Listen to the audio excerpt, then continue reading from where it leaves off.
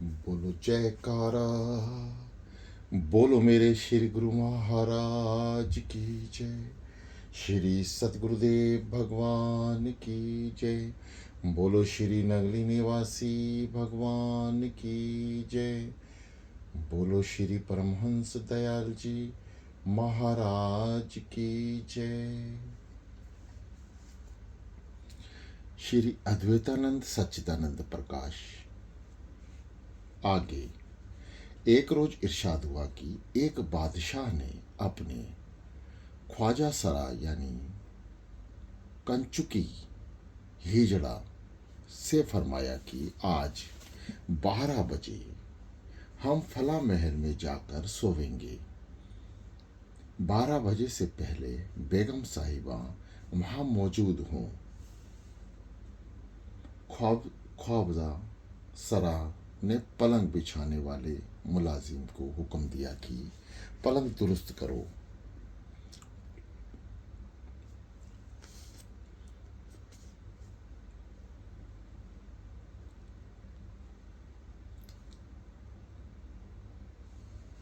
उस मुलाजिम ने पलंग को खूब अच्छी तरह से बिछाया और बिस्तर वगैरह दुरुस्त किया। इनको देखकर उसका जी ललचाया कि थोड़ा देर में भी तो इस पलंग पर सोकर देखूं कैसा आराम मिलता है। अभी बादशाह के आने में बहुत वक्त था। वह मुलाजिम दोशाला ओढ़कर और मुंह ढांप कर पलंग पर लेट गया। बिस्तरे राहत सुख सेज पर लेटना था कि दम के दम में नींद आ गई और ऐसा सोया कि खबर ना रही। 12 बजे से कुछ पहले ख्वाजा सरा बेगम साहिबा और उस कमरे में पहुंचकर वापस चला गया। बेगम ने देखा कि पलंग पर कोई सो रहा है। ख्याल किया कि बादशाह सलामत होंगे। सोते से जगाना दुरुस्त नहीं। बराबर जाकर लेट रही और सो गई। 12 बजे के वक्त जब बादशाह ख्वाबगाह में आए तो पलंग पर बेगम और दूसरे आदमी को लेटे देखकर आग बबूला हो गए और तलवार निकालकर सिर काटने को चले कि दिल में ख्याल गुजरा कि हर एक मामले में तुम वजीर से सलाह कर लिया करते हो और नेकोबद में वह शामिल होता है। इस वक्त बगैर किसी सलाह के यह काम करते हो, कहीं पछताना ना पड़े। उसी वक्त वजीर को तलब किया। वजीर हाजिर हुआ तो बादशाह को ख्वाबगाह में ले गए और कुल हाल दिखाकर उससे राय चाही। वजीर ने अर्ज किया कि आप देखते रहिए, मैं इसकी तहकीकात करता हूँ। वजीर पलंग के पास गया और उस शख्स को दोशाला ओढ़े हुए ही चुपचाप फौरन उठाकर दूसरे कमरे में ले गया। जब वे आदमी जागा, मारे खौफ के जर्द हो गया। वजीर ने कहा कि खामोश, यहीं बैठा रहे वरना सिर कलम कर देंगे। फिर बादशाह के पास आकर कहने लगा कि अब आप चलकर बेगम साहिबा को जगा दें। बादशाह ने आकर बेगम साहिबा को जगाया तो वजीर ने बेगम साहिबा से अर्ज किया कि इस वक्त आपके पास कोई आपका भाई, भतीजा या शहजादा सो रहा था? तो उसने जवाब दिया, बादशाह सलामत सो रहे थे। वजीर ने पूछा कि आपके सामने आकर सोए थे? उसने कहा कि पेशदार से पलंग पर मुंह ढापे सो रहे थे। मैंने जगाना मुनासिब ना समझा, इसलिए पलंग पर आकर लेट गई। फिर वजीर बादशाह ने जाकर दूसरे कमरे में उस नौकर के पास गया और उससे पूछा कि तू पलंग पर क्यों सोया था और तेरे पास कौन सो रहा था? उसने कुल हाल कह दिया कि मैं खाली पलंग पर इस तरह सो रहा था कि मेरे पास कोई भी नहीं सोया। उस वक्त बादशाह का शक रफा दूर हुआ और वजीर की कार्रवाई पर आफरी शाबाश कहने लगा कि उसकी अकल से 2 खून बच गए। गरज सलाह मशवरा से काम करना चाहिए और सलाहकार भी ऐसा ही होना चाहिए।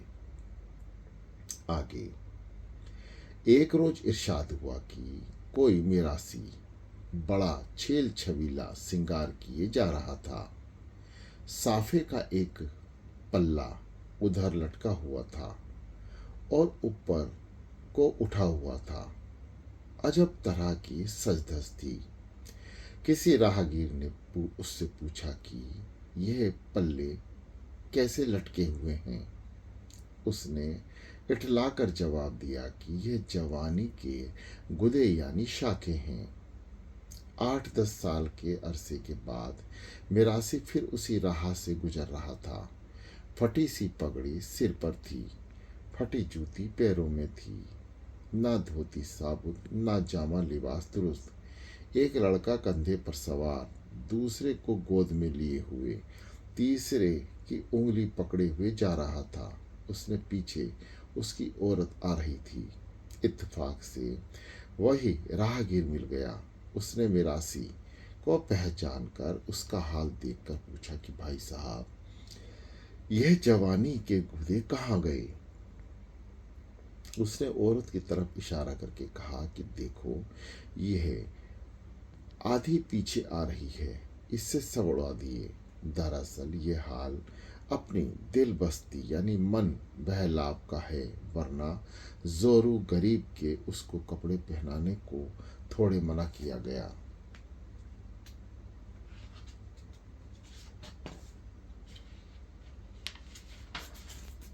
आगे,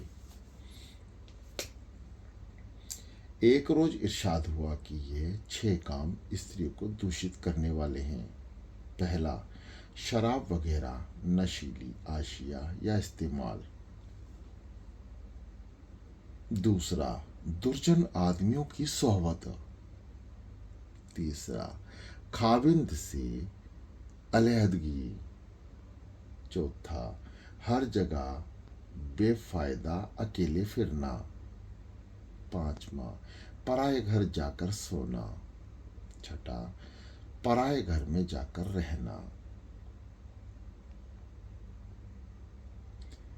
आगे, एक रोज किसी साहब ने औरतों की बुराई करनी शुरू की और किताबों का हवाला दिया कि फला किताब में उसके वास्ते ऐसे लिखा है कि ये कम अकल होती हैं और अखबारों में उनकी शिकायत छपती रहती है।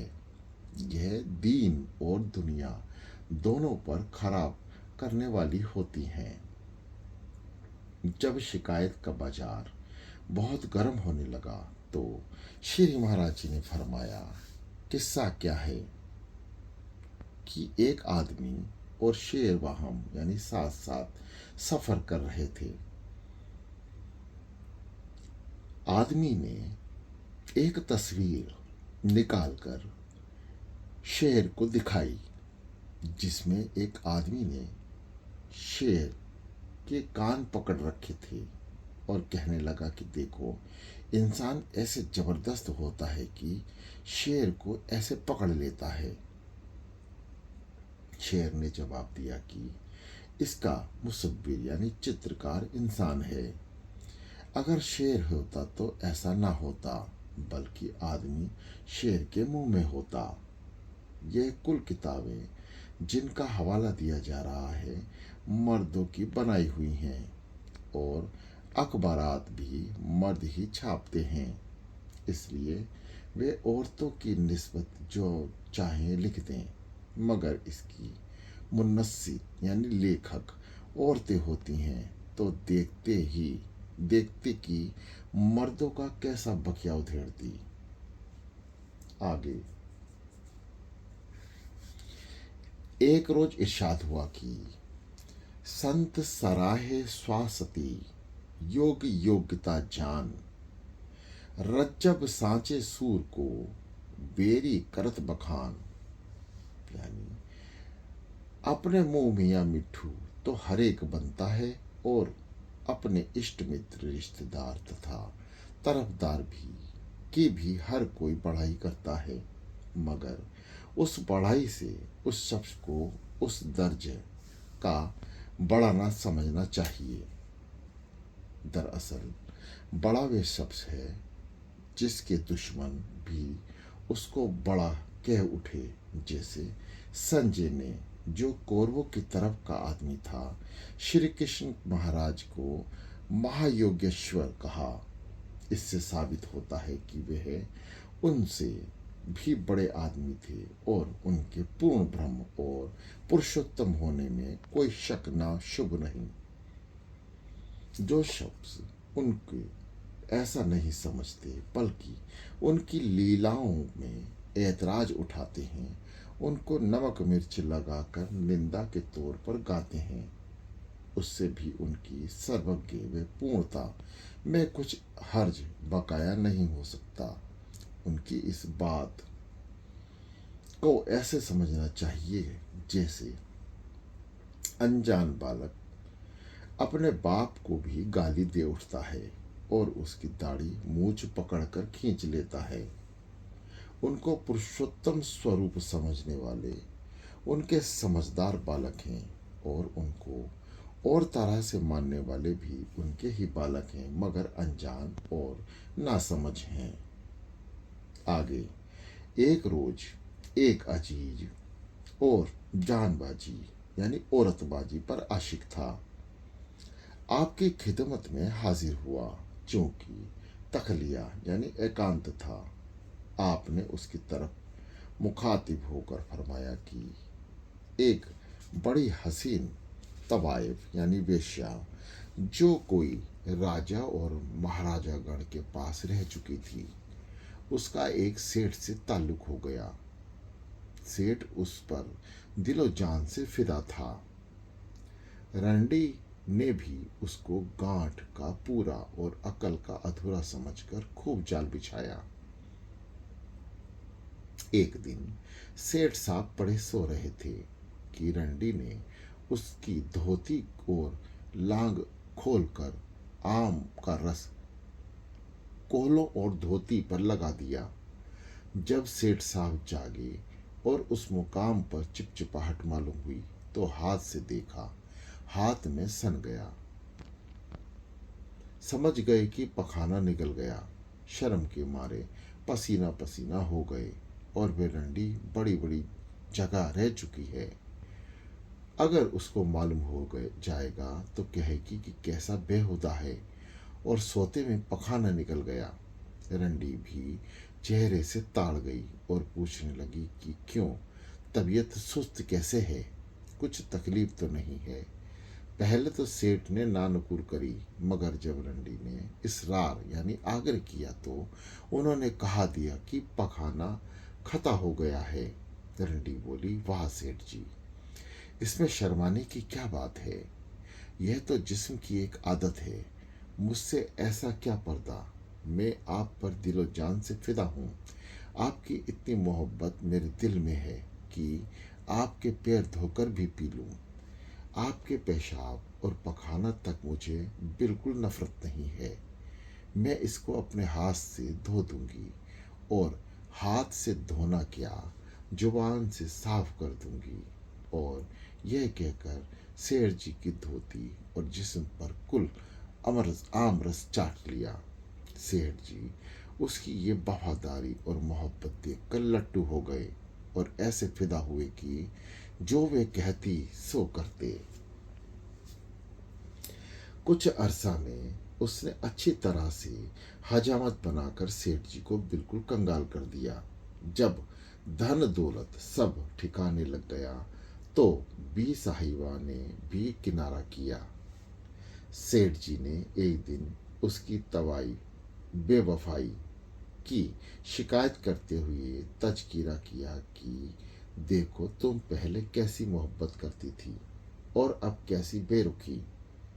उस दिन तुमने जुबान से हमारा जिस्म साफ कर दिया था। वह बोली, अरे महकम, हम लोग सफाई पसंद और साफ सुथरे रहने वाले हैं, हमारी सफाई पर ही लोग शैदे होते हैं। भला हम ऐसे गालिस काम कब करने लगे थे। तुझ जैसे नादान को दाम यानी जाल में फंसाना था और कुल माजरा अमरस लगाने का कह सुनाया। ये सुनकर सेठ बहुत पछताया, मगर उस वक्त क्या होना था। सो भाई, तुम जो उस फरेख्त यानी मुग्ध हो और उसकी बेकरारियों और मोहब्बत को सच्चा समझते हो, यह सच्ची बात नहीं, बल्कि महज मात्र एक धोखा है जो इस वक्त तुम्हारी समझ में नहीं आता, लेकिन किसी दिन यह हाल तुम पर खुल जाएगा। मगर वक्त गंवाकर जागने से कुछ फायदा नहीं होता। पहले से सोच लो और होशियार हो जाओ, वरना बहुत पछताओगे और भारी नुकसान उठाएंगे।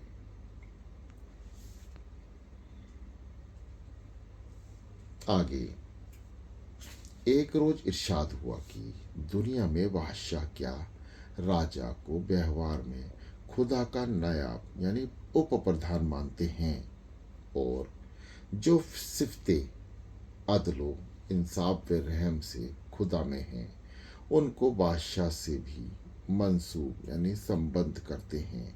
इसलिए बादशाह वे हाकिम को गरीब परवार वगैरह का अलकाब उपनाम जायज़ है, वरना असल में गरीब पर तो परमात्मा ही है। महात्मा और फकीरों पर जो भी बातें दुनियादारी और इंतजाम के मुतालिक मुनकश यानी प्रकट होती हैं, उनको वे अपनी मर्जी से जारी नहीं करते, बल्कि बादशाह या राजाए वक्त से पेशदार मंजूरी कराकर फिर जारी करते हैं। इसमें उनका इतना लिहाज रखा जाता है कि और के मुकाबले में उनके लिए कुछ सहूलियत और आज़ादी रखी जाए, ताकि वे उसको मंजूर कर लें। वरना जिस कदर बखेड़ा आवाम में के लिए हुआ, उसी कदर राजा के लिए भी हो तो फिर वो हरगिज उसको मंजूर और जारी ना होने दे। ऐसे आवाम अपने बुजुर्गों की तलाश को आप जलाते हुए धा देते हैं। राजा ऐसा नहीं करते, उनके यहाँ पुरोहित दहा देते हैं, क्योंकि इसमें क्रियाक्रम कराना वगैरह नहुसत के काम हैं। इनको राजा पाबंदी के साथ कैसे कर सकता है। इसी तरह पर बहुत सी सहूलतें खाने पीने, रहने सहने, ब्याह शादी वगैरह वगैरह के मामलात में महाराजाए वक्त के वास्ते रखी गई हैं। यह व्यवहार का हाल है। यही हाल परमार्थ का समझना चाहिए। महात्मा ओलिया जो परमार्थ में नायबे खुदा प्रभुदूत हैं, उनके वास्ते भी तमाम पाबंदियां आइंद यानी लागू नहीं हो सकती। बहुत सी सहूलतें रखी गई हैं, अब वे उनका फ़ायदा उठावें या नहीं, यह उनकी मर्जी पर मुनहसिर निर्भर है। इसलिए किसी महात्मा या बुजुर्ग की रहनी सहनी पर ऐतराज करना बाजी बेदुरुस्त नहीं, क्योंकि उनको बहुत कुछ इख्तियार मिला होता है। आगे, एक रोज इरशाद हुआ कि जो शख्स अपने कुटुंब के साथ उदारता, दुर्जनों से शठता, साधुओं के प्रति राजसभा में नीति, पंडितों से नम्रता, दुश्मनों में शूरता, बड़े लोगों में क्षमा, स्त्रियों में धीरता वे बर्ताव करते हैं और इन कलाओं में निर्गुण यानी होशियार हैं, वे लोक में उत्तम होते हैं। आगे, एक रोज इरशाद हुआ कि जो साहब मीरे मजलिस सभापति का लक़ब नाम हासिल करना चाहें, उसको इन आमूर यानी बातों से परहेज करना चाहिए। पहला, बेमौका हंसी। दूसरा, मुतालहा यानी अध्ययन बाबते गुप्तगू। तीसरा, मजलिस में नाखूनों का तराशना। चौथा, किसी जलसे को बर्खास्त होने से पहले छोड़ना। पांचवा, मजलिस में सरगोशियां करना। 6 दूसरों की तरफ ताड़ना। 7 अजनबी को निषिक्त यानी स्थान ना देना। 8वां बुजुर्गों की कदर ना जानना। 9वां बगैर जरूरत मजलिस के दरमियान बुलंद आवाज से पढ़ना। 10वां इमाम या तोहफा वगैरह शुक्रिया अदा किए कबूल करना। 11वां गुफ्तगू के लिए अपना ही कदम आगे बढ़ाना। 12वां दूसरों की गलतियों पर ठट्टा करना। 13वां मजमा में दूसरों से मजाक करना। 14वां अपने से बड़ों की सलाह और तहकीर यानी उपेक्षा करना। 15वां किसी बात के खत्म होने से पहले अपनी बात शुरू कर देना। 16वां दूसरों से सवाल किए जाए उसका जवाब खुद देना।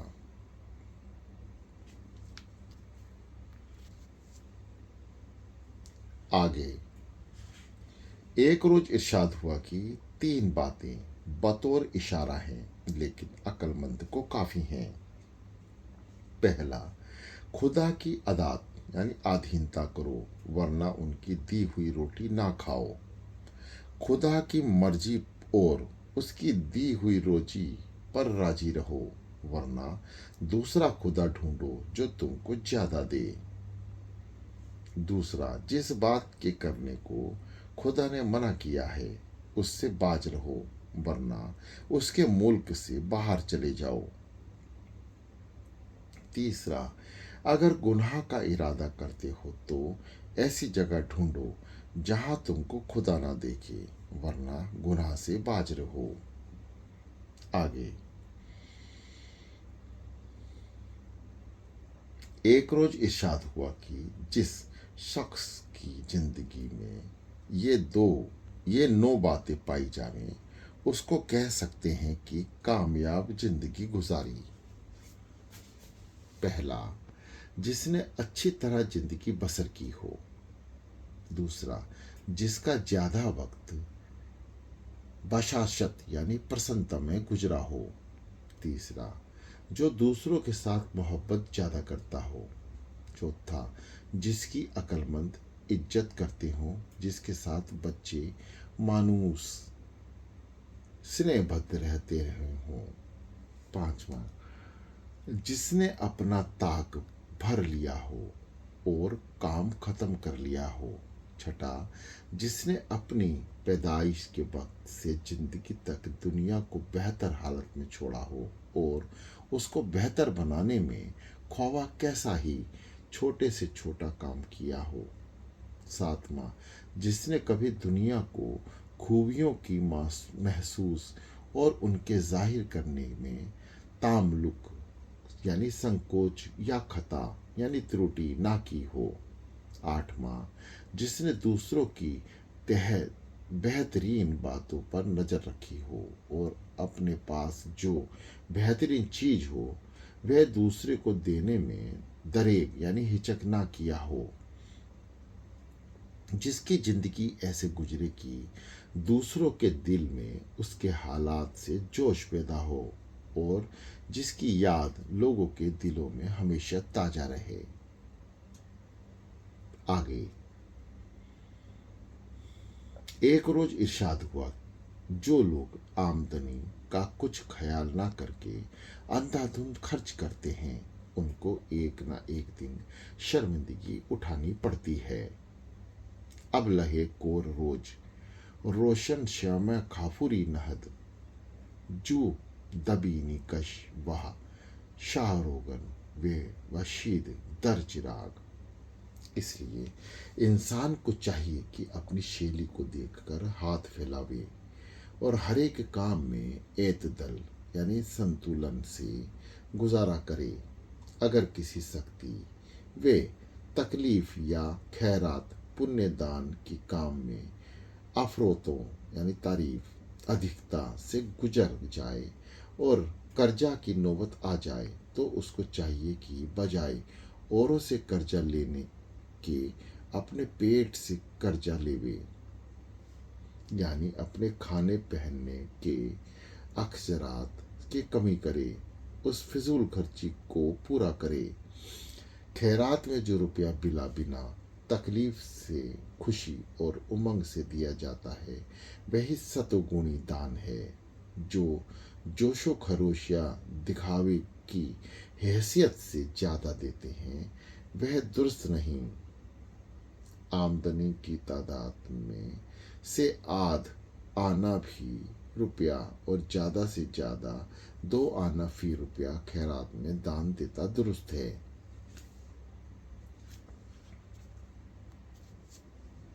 आगे, एक रोज आप आपस में इस अमर यानी बात की चर्चा हुआ कि श्री महाराज के दर्शनों को जो गिरदे नवाह यानी आसपास के आदमी आते हैं, उनकी खर्च खुराक में बहुत सफ़ा पड़ता है, और कुछ गिला शिकवा आपस में करने लगे। रफ्ता रफ्ता श्री महाराज जी के कान तक भी खबर पहुंच गई।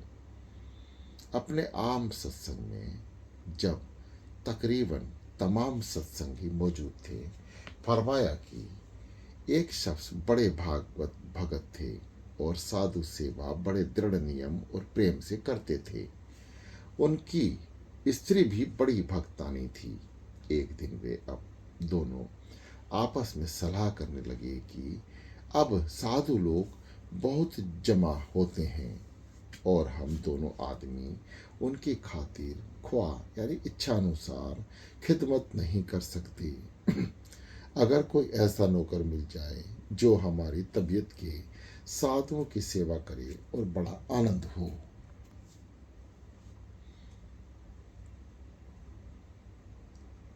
उनकी भावना, प्रेम और नेक नियत देख कर कहते हैं, भगवान कृष्ण नौकर का रूप धाकर आए और त्रिलोकीनाथ अपना नाम बताया और नौकरी तलब की।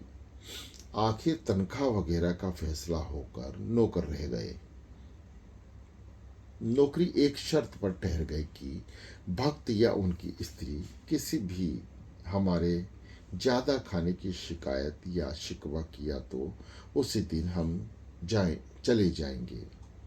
फिर उस नौकर ने साधुओं की सेवा अटल की और घर का कामकाज ऐसे संभाला कि भक्त और उसकी स्त्री दोनों बड़े खुश हुए।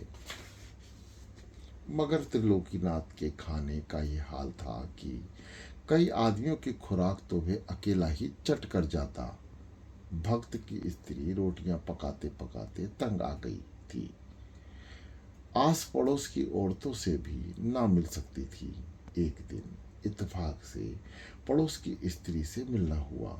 उसने ना मिलने का सबब पूछा तो औरत ने बयान कर दिया कि हमारे यहाँ एक नौकर ऐसा आकर रहा है कि उसकी रोटियां पकाते पकाते नाक में दम आ गया। त्रिलोकीनाथ तो उसी दिन गायब हो गए। भक्त को उसके जाने का बड़ा अफसोस हुआ। अपनी औरत से कुल हाल दरियाफ्त किया। उसने सच सच कह दिया कि मैंने उससे तो कुछ नहीं कहा था, अलबत्ता पड़ोसन से जिक्र किया था। गरज मतलब ये है कि अगर आप साहिबान अखराजात यानी बर्दाश्त नहीं कर सकते तो साफ साफ हमसे कहो। अगर शिकायत शिकवा करोगे तो फिर हम यहाँ से फौरन रुखसत हो जाएंगे। खिला पिलाकर इस तरह से जो तुम शिकवा करते हो, उससे तुम्हारा खिलाने का पुण्य भी नहीं होता, क्योंकि ऐसे खैरात सदका बेनियत हो जाते हैं और दुरुस्त नहीं समझते। आगे, एक रोज इशाद हुआ कि सेमिसार तीर्थ में कथा हुआ करती थी। एक राजा भी कथा सुनने जाया करता था। वहाँ पर जो प्रसाद तकसीम होता था और जो झूठन में चूरा गिरता था, उसको खाने के लिए एक खुजली कुतिया भी रोज आ जाया करती थी। वह हमेशा राजा के बराबर बैठती थी। लोग उसको बहुत दूर करते थे, मगर उससे वहीं आदत पकड़ ली। आखिर राजा ने तंग आकर कथा में आना बंद कर दिया। जो महात्मा कथा करते थे उनसे एक दिन राजा की भेंट हो गई। उन्होंने राजा से कथा में ना आने का सबब पूछा तो राजा ने कुतिया के पास बैठना नापसंद होना बताया। महात्मा ने कहा कि आप कल से आया करें, मैं उसका बंदोबस्त कर दूंगा। और नजरे तोजा ध्यानपूर्वक उस कुतिया को खूबसूरत अप्सरा बना दिया। अब राजा आया और अप्सरा को बैठा देखा तो मोहित हो गया और बिल्कुल उसके पास आकर बैठा। आतिश मोहब्बत प्रेमगिरी यानी राज में रोज बढ़ती गई और लालच होकर राजा ने अपना दर्द महात्मा को बयान किया। महात्मा ने फौरन वे अप्सरा राजा के सुपुर्द कर दी। राजा उसको अपने महल में ले गया और शादी कर ली। मगर वे अप्सरा रोज रात को उठकर उस चिराग का तेल चाटा करती थी। एक दिन राजा ने ये हरकत देखी, उसकी देख ली और उसको बड़ी करहियत यानी घृणा पैदा हुई। महात्मा के पास गया, अप्सरा को भी वहां बुलवाया और कुल माजरा तेल चाटने का महात्मा से अर्ज किया। महात्मा बोले कि अरे बदनसीब, मैंने तुझे राज मंदिर तक पहुंचा दिया मगर तूने अपनी कुतिया वाली हरकत आदत से छोड़ी, कुतिया वाली हरकत या आदत नहीं छोड़ी। ना नीम ना मीठे होए, सींचे गुड़ घी से प्रकृति यानी स्वभाव का असर आए बिना नहीं रहता। बोलो जयकारा, बोलो मेरे श्री गुरु महाराज की जय।